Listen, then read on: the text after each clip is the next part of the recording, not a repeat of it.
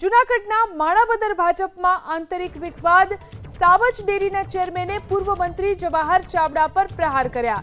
જવાહર ચાવડા પર પીઠ પાછળ ખંજર ભોંકવાનો દિનેશ કટારિયાએ આરોપ લગાવ્યો। ભાજપ કોઈની પણ જાગીર નથી, ગદ્દારોને જનતા ક્યારે માફ નહીં કરે। કાર્યકર્તાઓને લડત માટે તૈયાર રહેવા દિનેશ કટારિયાએ હકલ કરી।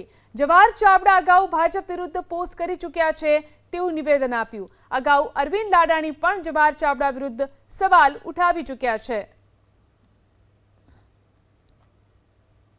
ત્રણ નગરપાલિકાનું પણ ગુજરાતના તમામ આગેવાનોને મારે કહેવાનું છે કે માણાવદર વિધાનસભાની અંદર ભારતીય જનતા પક્ષના શાસનમાં 3 નગરપાલિકાઓ બાટવા, માણાવદર ને વંથલી, એવી જ રીતની ત્રણ તાલુકા પંચાયત માણાવદર, વંથલી અને મેંદરડા ની અંદર ભાજપનું શાસન છે।